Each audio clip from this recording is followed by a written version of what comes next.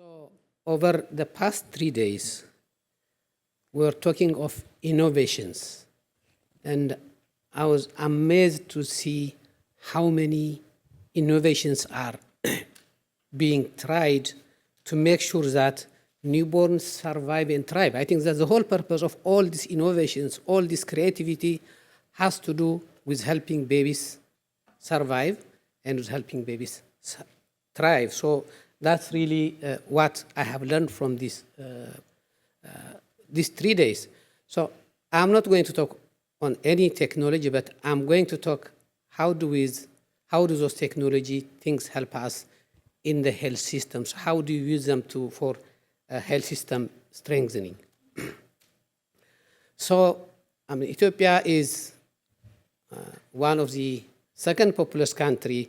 Obviously, like any other developing countries, we have brought down the under 5 mortality, but the neonatal mortality is stubbornly high, despite different efforts being taken by different stakeholders in different areas. So the fear is we may not be able to achieve the Sustainable Development Goal 3.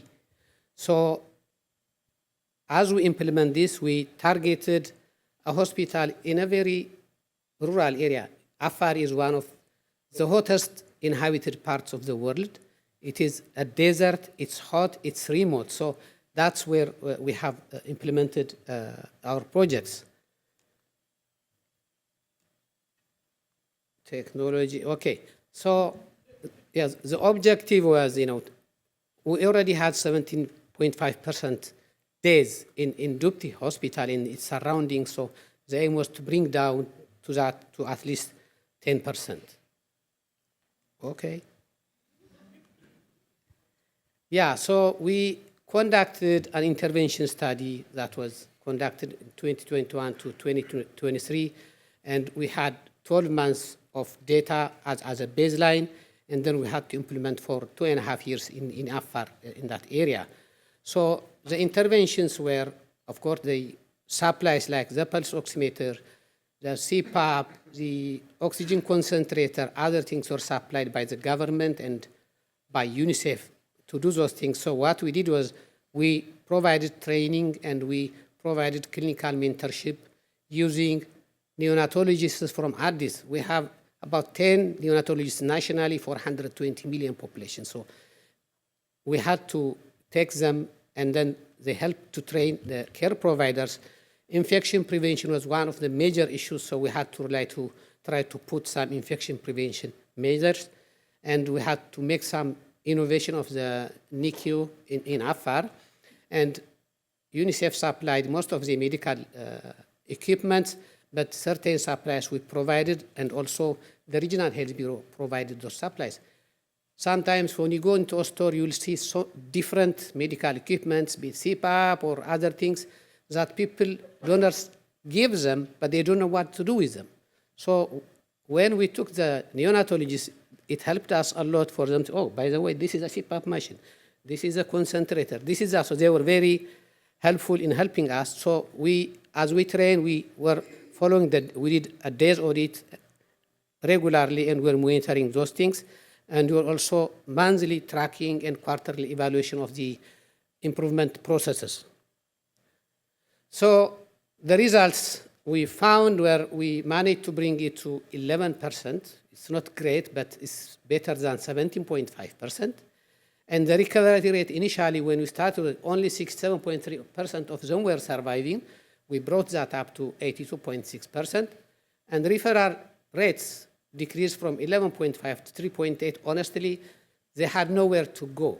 From Samarra, it's 5. The least is at 300, 400 kilometers, and the rate of patients who lived against medical advice reduced by a certain amount.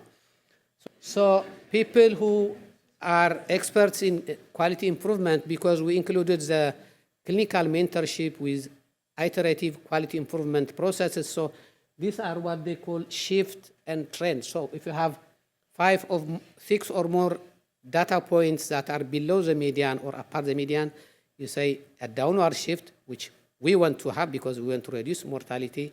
And also if it's 5 or more, they call it a trend. So this really shows that we were, I think, doing the right things.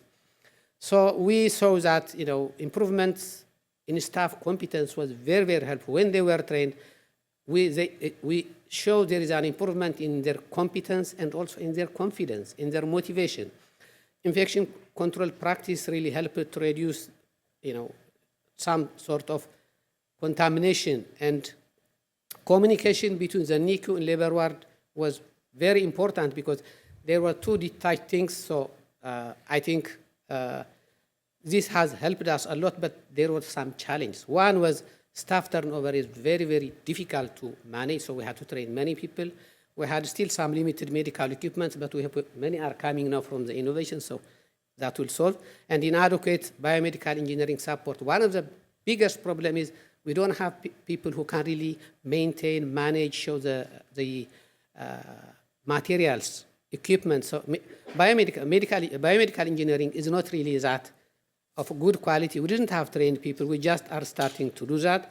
And capacity of referring facilities in the periphery, they refer them late. And obviously, the intervention significantly reduced because sustaining these gains really requires addressing the identified gaps, maintaining the mentorship, which by the way is overtaken by the hospital itself because the trainers were from St. Paul's Hospital. So we have now trained people at that level who really can do, including the quality improvement processes. And to further reduce that, we should enhance the clinical and biomedical engineers' capacity, we should secure medical equipment, and we should extend support to the surrounding health facilities as well. And one of the key things we do was data was very critical, so we are really working to improve the data capturing, using data for decision making. And this was supported by UNICEF and COECA. By the way, this was implemented in a government hospital. It was implemented under their leadership, so we were just providing the technical part of it.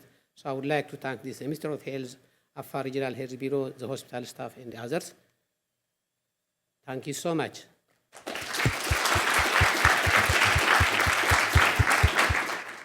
I wanted to ask about your mentorship.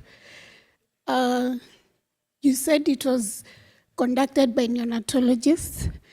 Would you tell us the specific activities that they did, like demos, audits? How exactly did they do the mentorship?